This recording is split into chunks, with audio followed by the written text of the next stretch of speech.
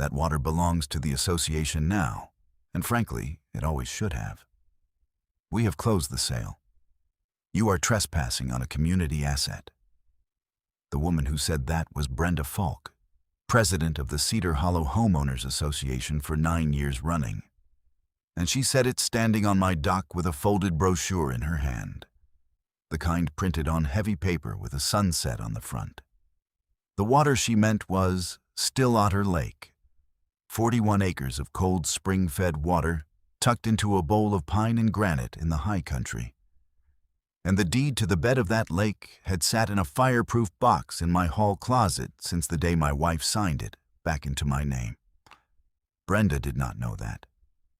Brenda had never once asked to see it. What she also did not know, and what I am going to tell you now so you stay with me to the end, is that I spent 31 years as a water rights examiner for the state engineer's office. I read decrees and adjudications for a living. I know the difference between owning the shoreline and owning the water, between a recorded patent and a glossy promise. And I knew the moment she handed me that brochure that the association had just sold something it had never owned. So here's the question I want you to sit with while I tell you how this went. If a woman in pearls stood on the dock your wife loved and told you she had already sold the lake out from under you, what would you have done first? I did not raise my voice. I have learned that the loudest person in a property dispute is almost always the one with the weakest paper. My name is Walter Mercer. I am 63 years old. For 31 years, I worked out of a gray office building 2 hours down the canyon, examining water claims, walking diversion points, measuring flows, and writing the dry technical reports that decide who gets to take how much from a river or a lake, in a state where water is the only thing people will truly fight over. I have stood in irrigation ditches in January with a measuring rod and frozen fingers, settling a dispute between 2 ranchers who had not spoken in 20 years over 4 inches of flow. I have read decrees so old, the ink had gone brown, and the surveyor's chains were measured in rods and links. I learned a thing in that work that most people never have to learn, which is that water does not care who shouts the loudest. Water answers to the oldest valid right on the page and to nothing else. I retired 4 years ago to the place my wife Diane and I had bought when we were both still young and broke. A cabin on the north shore of Still Otter Lake with 11 acres of timber around it and a 1/4 mile of rocky waterfront. We paid for it over 14 years on a note from a small bank that does not exist anymore. And we did most of the work ourselves. Diane on one end of the level and me on the other, arguing about whether the porch was true. It is true. I checked it again last spring out of habit, and the bubble still sits dead center after 40 years, which tells you something about how we built and something about how we lived. Diane passed 2 winters back. A stroke, fast, in the kitchen, on an ordinary Tuesday with bread in the oven. The lake was hers before it was mine, in every way that matters, and I keep it the way she kept it, which is to say carefully and on paper. There are men who fall apart when their wife dies, and there are men who get organized, and I am the second kind. Not because I felt less, but because the folders were the one place I could still do something for her. So when Brenda Falk came down the path that May with her clipboard, she was not picking a fight with a lonely widower. She was picking a fight with a man who had nothing left to do all day but keep records perfectly. The lake sits inside the boundaries of the Cedar Hollow development, but it is not part of it. And that distinction is the whole story. When the original rancher subdivided this valley in the 1960s, he sold off the upland lots to the company that became Cedar Hollow, and he kept the lake and its bed for himself.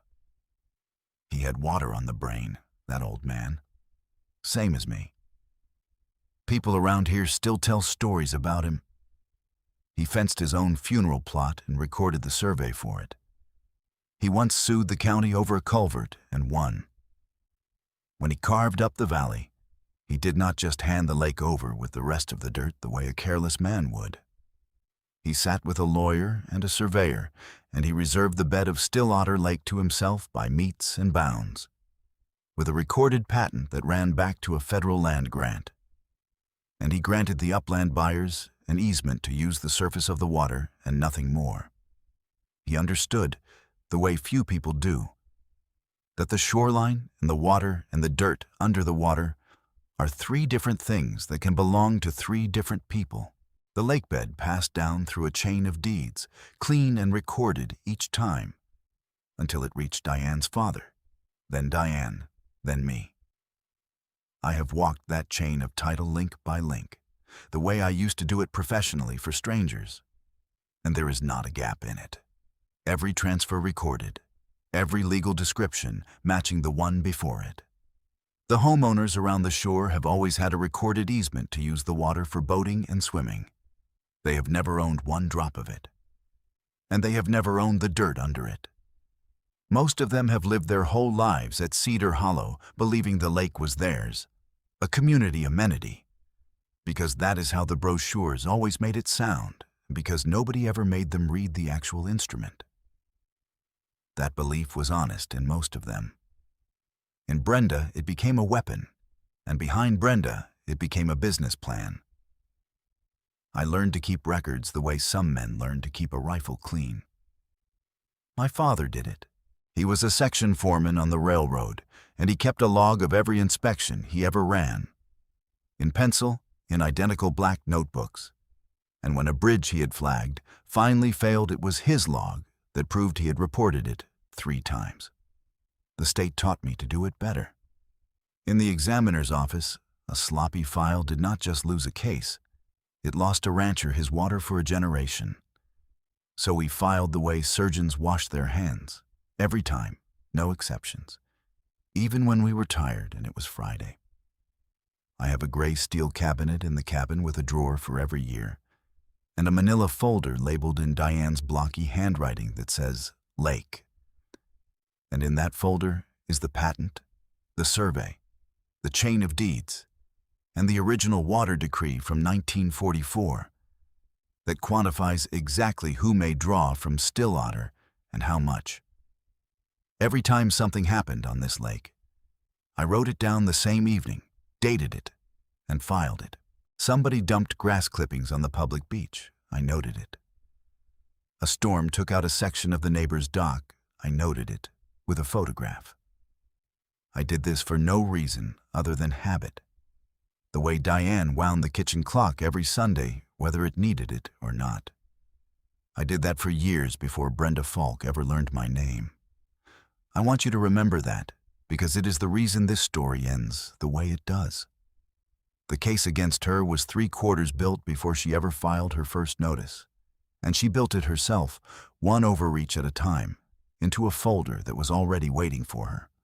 The first time I understood that Brenda intended to take the lake was a Tuesday in May, 2 years ago, about 4 months after Diane's funeral. I was on the dock with my coffee and my old dog, a heavy gray-muzzled blue heeler named Scout, who had stopped chasing things years ago and now mostly supervised. The morning was cold and clear, mist still coming off the water, the pines black-green against a sky going pale blue. I had my mug in both hands. It was the kind of morning Diane used to call church. Then the golf cart came whining down the public path, too fast, scattering gravel. Brenda stepped off it in a cream blazer and white sneakers that had never seen mud, holding a clipboard against her chest like a breastplate. Scout lifted his head, decided she was not worth standing for, and put it back down.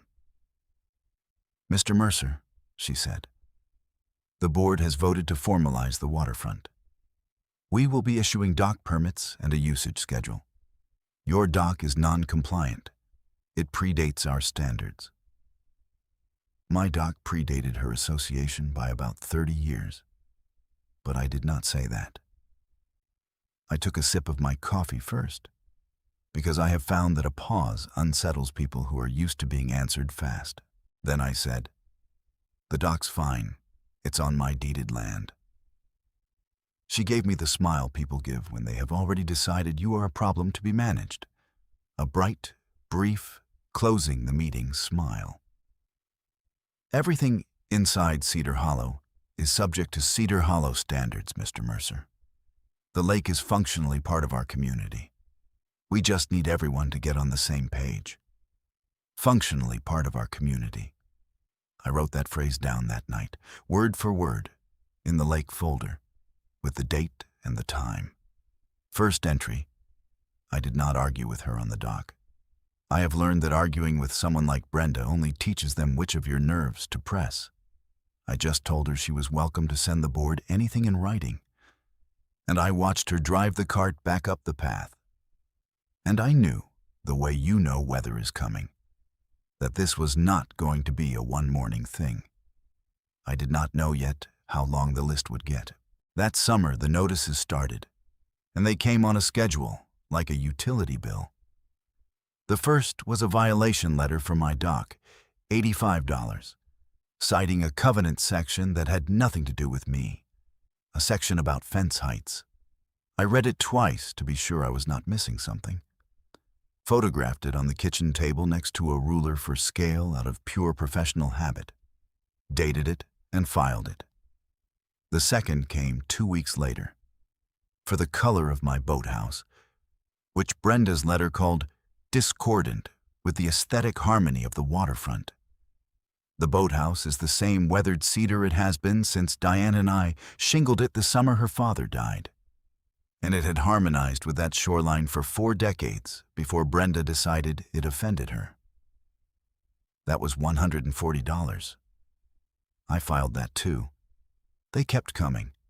A notice about my mailbox, which is not even on the waterfront. A notice about a non-conforming watercraft, which is to say my 14-foot aluminum fishing boat that I have owned longer than Brenda has lived in the state. A notice about the gravel of my own driveway. Each one cited a covenant, and each covenant, when I looked it up, applied to the upland residential lots and not to a deeded inholding with its own patent. By August, I had 6 notices in the folder, totaling $610, none of which I paid, all of which I photographed and dated. I did not write a single angry letter back. I wrote one short line on each, in pencil, the date received, and the words, "No jurisdiction," and I filed them in order. I drove down to the county recorder's office on a Thursday and pulled certified copies of my own deed and the lake patent. Not because I doubted them, but because a careful man keeps fresh copies, and a certified copy with a current recording stamp is worth more in a fight than the cleanest original.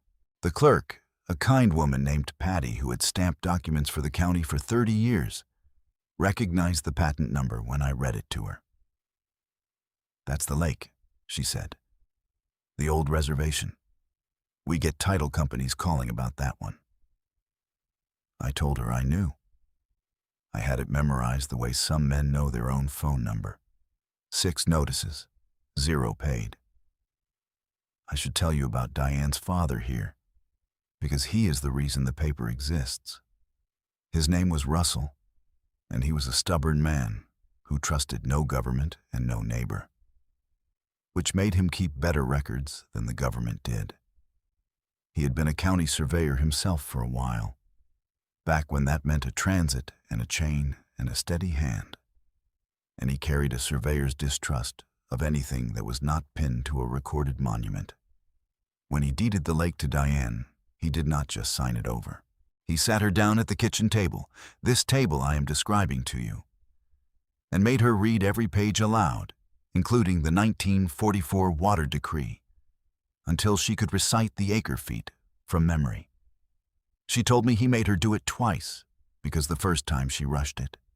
Diane did the same with me, laughing, the winter we got married, the 2 of us at that same table with the snow piling against the window and a fire going, and her father's old reading lamp throwing yellow light on the pages.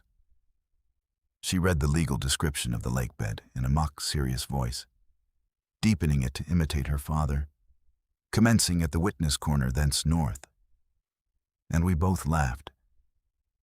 And then she stopped laughing and looked at me and said, "Walt, this is the most important thing my family owns. Promise me you'll keep the papers." And I promised.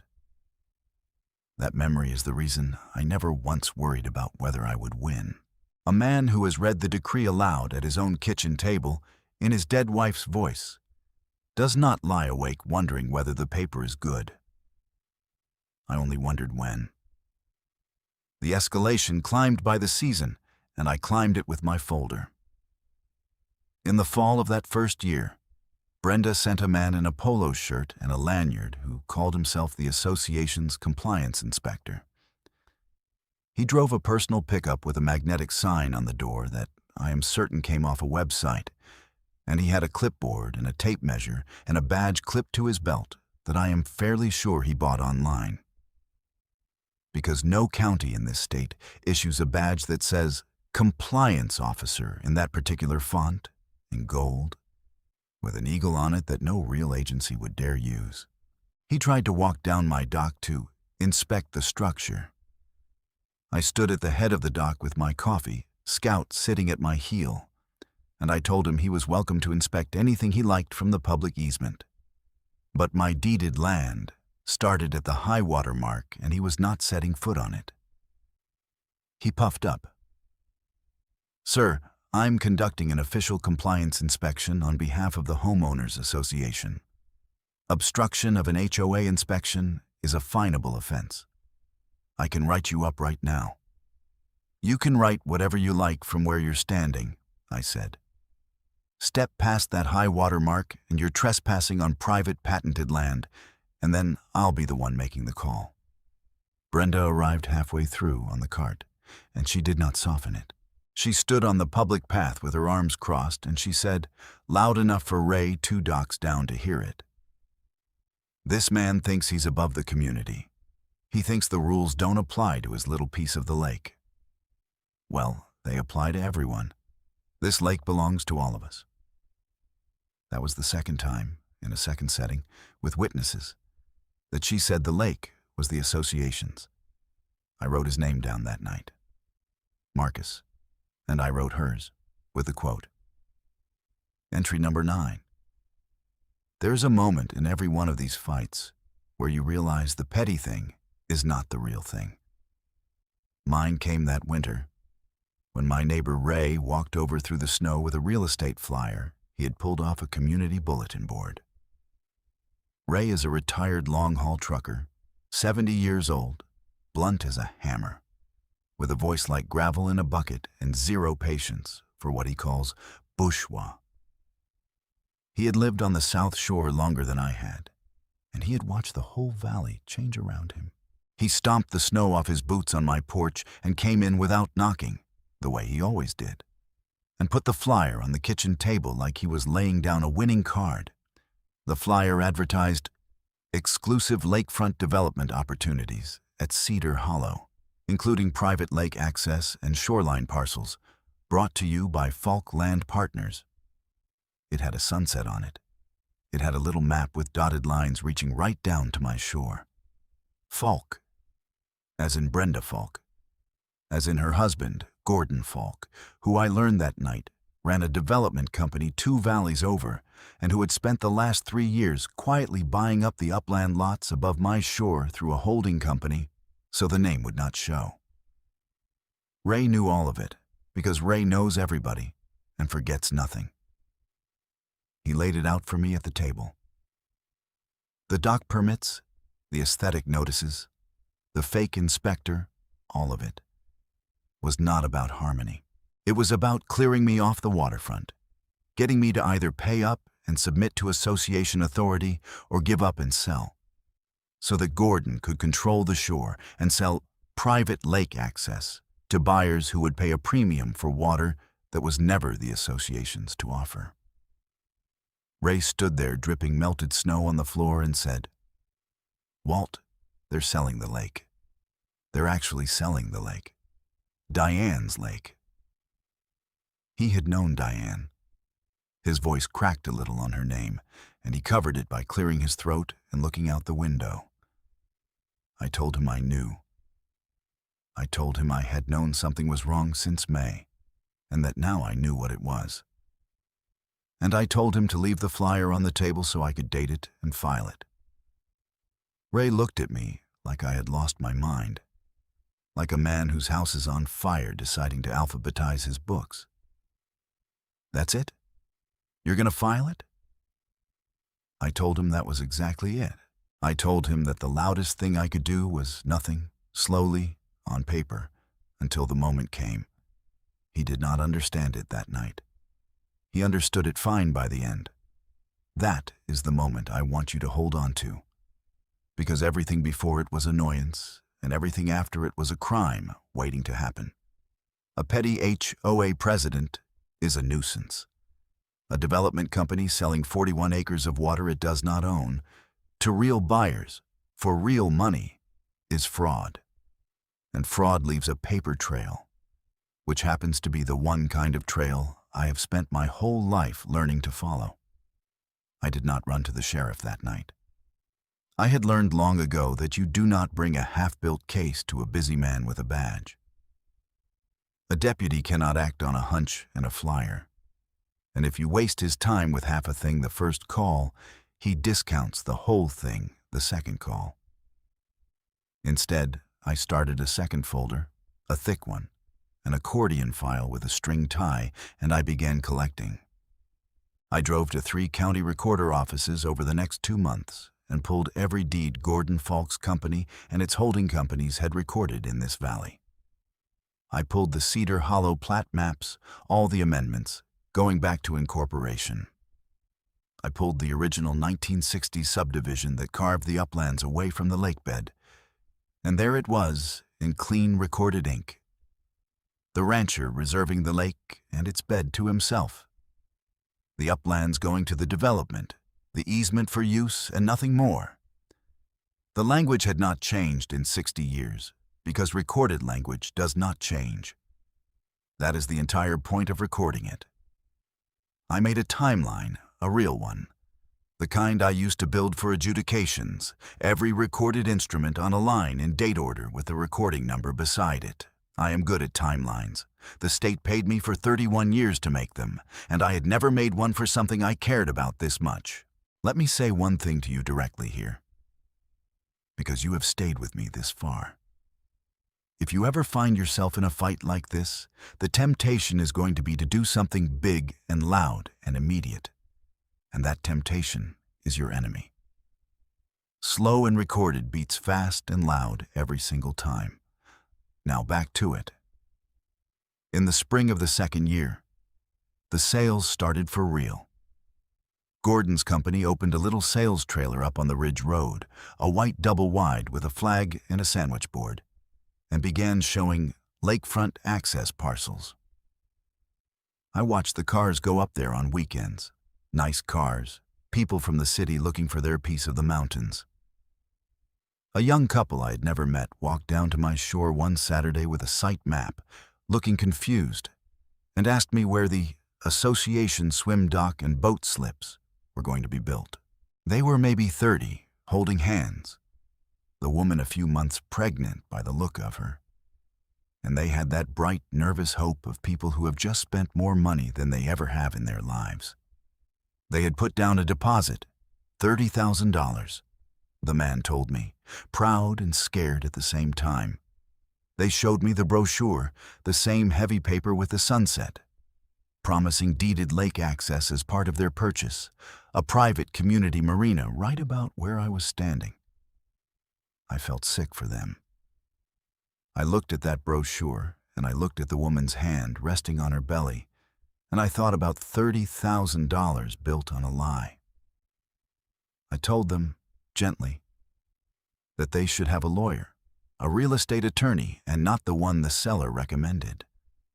Look very carefully at exactly what they had been sold, specifically at who held title to the lakebed before they closed.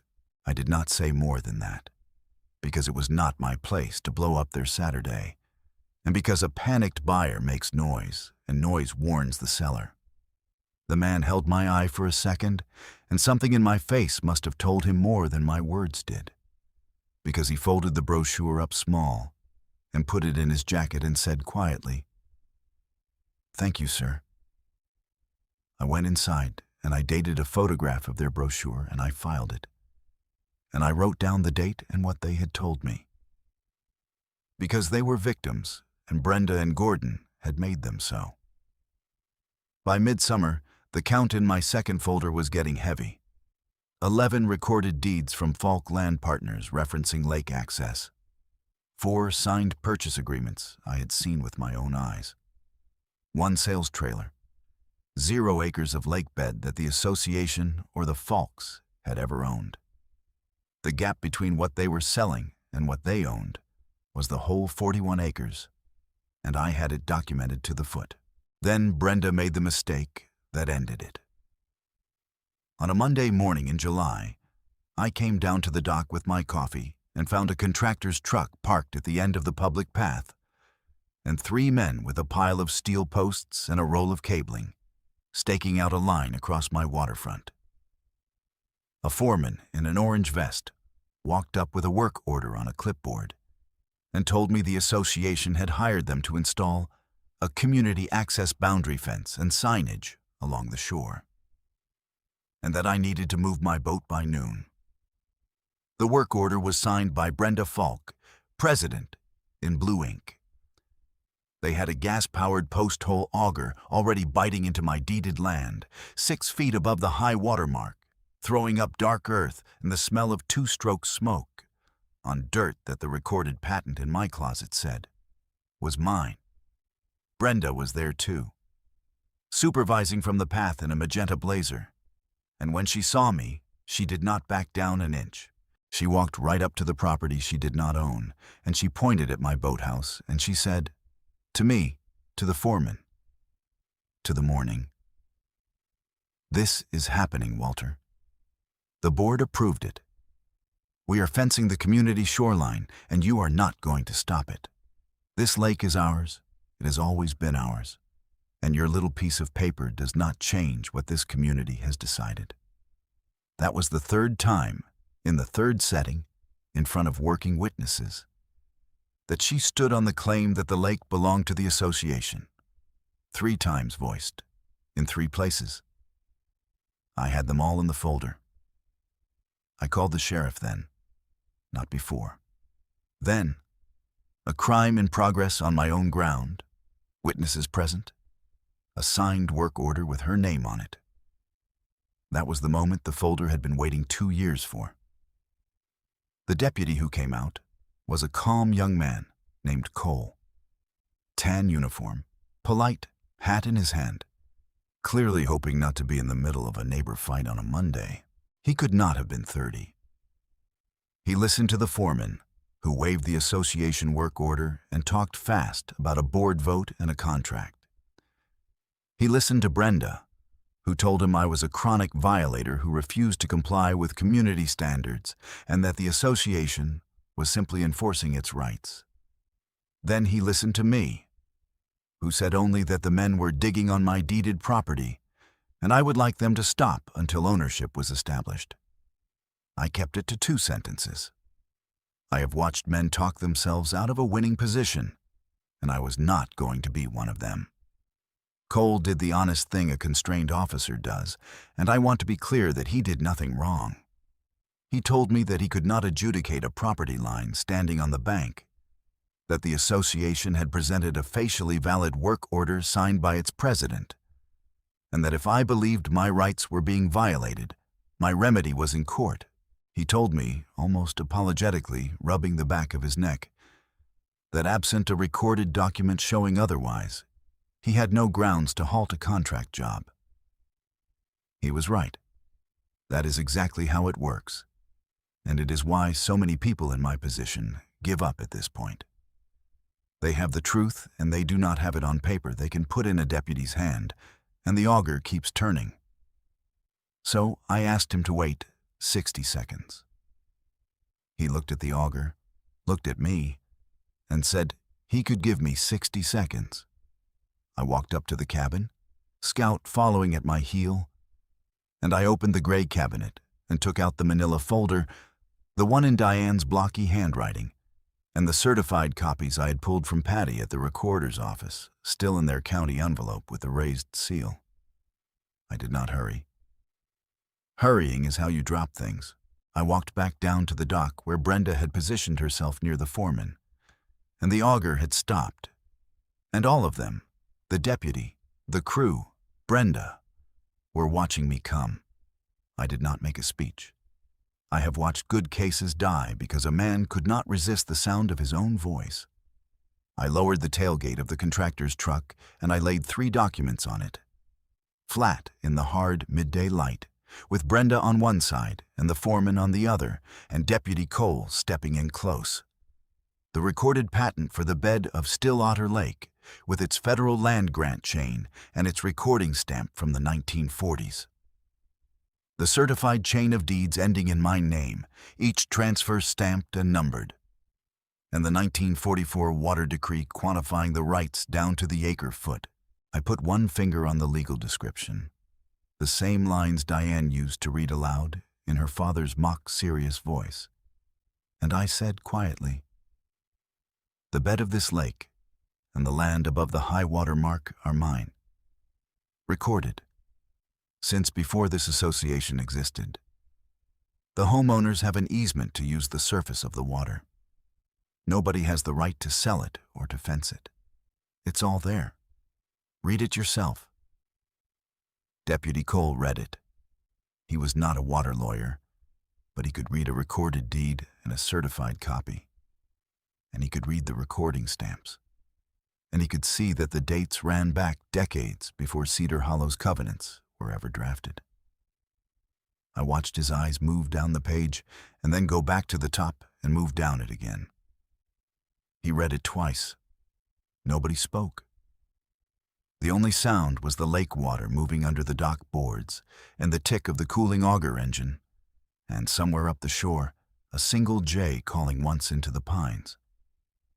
Then Cole straightened up. He turned to the foreman and told the crew to pull the auger out of the ground and stop work now, and not put another post in until ownership was settled in a court. The foreman did not argue. He had seen the county seal too. Then Cole turned to Brenda and asked her, evenly, with no edge in it, whether the association had a recorded instrument showing it owned the bed of the lake. Brenda's mouth opened.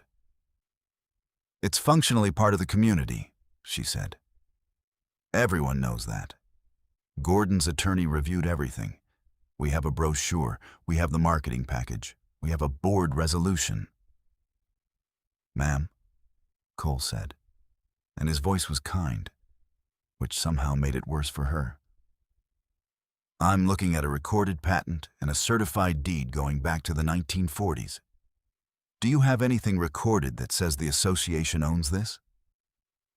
She did not. She had a brochure with a sunset on it. She had a board resolution voting to fence land the board did not own, which I would later learn is not evidence of ownership, but evidence of intent. There was a beat of silence on that dock that I will remember for the rest of my life. Brenda Falk, 9 years the president, who had told a whole valley what it could and could not do, stood with her certified nothing in her hand and her mouth slightly open and found, for once, that there was no page she could put on the tailgate. The auger came up out of my ground with a sucking sound. The hole stayed there for a week before I filled it. The fence never went up. What went up instead was a wall of consequences, and every brick of it was something Brenda and Gordon had made themselves. Deputy Cole filed a report that day, with the recorded documents attached, which meant that for the first time, the county had an official record that the association had ordered construction on privately deeded land and had sold lake access it could not prove it owned. I gave a full copy of my second folder, the thick one, to a real estate attorney named Susan, who Ray's daughter knew. Susan called me 3 days later, and the first thing she said was, "Walter, how long have you had all this organized like this?" I told her about 31 years of practice. She told me that what I had handed her was not a property dispute. It was a fraud case with 11 recorded deeds and 4 signed purchase agreements built on top of it, and the buyers were going to want their money back. And the State Real Estate Division and the Attorney General were going to be very interested in Falk Land Partners. They were. The investigation moved slowly, the way that just things do. But it moved, and it moved in one direction only. The young couple who had walked down to my shore, the ones expecting a baby, got their deposit back and then some. And the man called me to say thank you, and I could hear his wife crying in the background. The good kind. So did the others, one by one. Every purchase agreement that referenced lake access the association did not own became a count against Gordon's company. The sales trailer on the ridge came down in August, hauled away on a flatbed past my driveway. And I will admit, I stood at the window and watched it go. Gordon's development, the whole exclusive lakefront project that depended on selling my wife's lake, collapsed under the weight of its own brochures because you cannot deliver deeded access to water you have never owned. And a stack of signed contracts all swearing that you could is not an asset. It is a confession. Brenda lost the thing she had reached for most. The county, reviewing the association's conduct, found that the board had ordered construction on land it had no claim to and had represented ownership of the lake in marketing materials. She was removed as president by a recall vote of her own neighbors that autumn, the same neighbors she had told for 9 years that she was protecting their property values. The easement, the real one, the recorded right of the homeowners to swim and boat on the water, survived untouched because it was real, and it was on paper. The only thing that died was the lie. Here are the 2 numbers I want you to hold next to each other. The association and the Falks had signed up buyers for shoreline access in 11 recorded deeds and collected deposits on a development they valued in the millions. And the number of acres of Stillwater Lake they had ever legally owned was 0. 11 deeds, 0 acres. That is the whole case in 2 numbers, and I did not have to say a word at that dock to make it true. The recorded patent said it for me, the way Russell knew it would when he made Diane read it aloud at the kitchen table. The lake is quiet again now. The golf cart does not come down the path anymore. The hole the auger left is filled and seeded, and you would not know it was there. Late in that second summer, after the trailer came down, my granddaughter Maddie came up to stay for 2 weeks, 15 years old and all elbows and opinions, the spit of her grandmother around the eyes. She fished off the dock in the mornings and lost more lures than she caught fish, and Scout decided she was his job for the duration and followed her everywhere. One evening, she sat with her feet in the water, and she asked me why the lady in the blazer had been so sure she owned something she had never even looked at the papers for. I told her that some people believe authority is a thing you perform instead of a thing you can prove, and that the world is slow, but it is not stupid, and that the quietest person at the table is very often the one holding the deed. Maddie thought about that the way teenagers do, frowning at the water. Then she asked if she could see the folder. I got it out, and we sat on the dock with the lake folder open between us in the last gold light, the pines going black on the far shore. And she read the legal description of the lake bed aloud, and partway through, without knowing she was doing it, she dropped her voice into a mock-serious tone, commencing at the witness corner thence north, exactly the way her grandmother used to, exactly the way Russell taught Diane at that kitchen table. I did not tell her. Some things you just let happen, and you keep them. So here is the lesson, plainly, because you stayed to the end, and you earned it. If you own something that matters, especially water or land or anything a developer might someday want, go to your county recorder and pull the certified copy of your deed today, this week, before anyone tells you that you have to. Read it, Know where your line falls against the actual ground. Walk it. Mark the high water mark. Learn the difference between a use easement and ownership. Keep a folder. Date everything. When somebody in nice clothes tells you that your property is functionally theirs, you do not need to argue. You need a recording stamp older than their claim, and the patience to lay it on the table when the moment comes. If you have a story like this, a time the papers saved you or you wish you had kept it, put it in the comments. I read them. Subscribe if you want more of these, because there are more, and a careful owner can always use another one. Next time, I will tell you about the rancher who was fined $12,000 for a barn that turned out to be standing exactly where his grandfather's homestead patent said it could. I will see you then. Keep your papers where you can find them.